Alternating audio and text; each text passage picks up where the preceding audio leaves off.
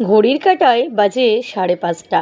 তারপরে দেখো ঘুম থেকে উঠে চলে এলাম, যেটা প্রথমেই করি ঠাকুরকে প্রণাম করে নিই। তারপরে দেখো দোরগোড়ায় জল দিয়ে আর জানলাটা খুলে দিলাম। সকালের বাইরের পরিবেশটা দেখতে ভীষণ ভালো লাগে। আমি মৌমিতা চলে এসেছি তোমাদের সাথে আমার মর্নিংয়ের একটা রুটিন শেয়ার করতে, যে সকালবেলা উঠে আমি কি করি। ঘুম থেকে 5:30টায় রেগুলার উঠি, সোম থেকে একদম শুক্রবার, শনিবার বাদে আবার রবিবার। তো ভাবলাম আজকে মর্নিং রুটিনটা শেয়ার করি। দেখো বাইরেটা কি সুন্দর লাগছে। ঘুম থেকে সকালবেলা উঠলে আগেই আমি এসে জানলাটা খুলি, তারপরে ঘরটর ঝাড় দিয়ে ব্রাশ করে বাসি জামা ছেড়ে একটু প্রেসারে আলু চচ্চড়ি বসিয়ে দিলাম।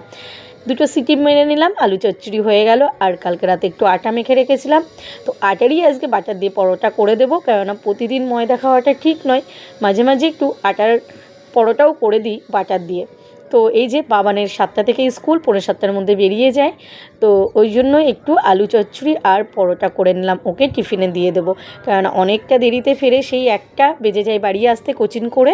আর এইদিকে একটু লিকার চা করে নিলাম আমার ছেলের আর তোমাদের দাদার। তো ওরও বক্সটা গুছিয়ে দিলাম। দেখো পরোটা আর আলু চচ্চড়ি। এই যে বাবান রেডি হচ্ছে, যেটা আমার প্রতিদিনের। বাবান বেরোই মানে নামে, তারপরে আমি দরজা বন্ধ করি। তো একটু জুতোটা ক্লিন করে নিচ্ছে, পুরো রেডি হয়ে গেছে। আর বাবা নিচে দাঁড়িয়ে আছে, নিচে চলে গেছে গাড়ি বার করে। বাবাই ওকে ছাড়তে যাবে, আর ফেরাটাও একাই ফেরে। তো বাবানের জন্য ওয়েট করছি, ও গেলে তারপরে আরও কাজ আছে, যেটা সকালের। আর এই দেখো মেয়ের সাইকেল, মানে ওটা বাবানের ছোটোবেলার সাইকেল, এখন মেয়ে চালায়।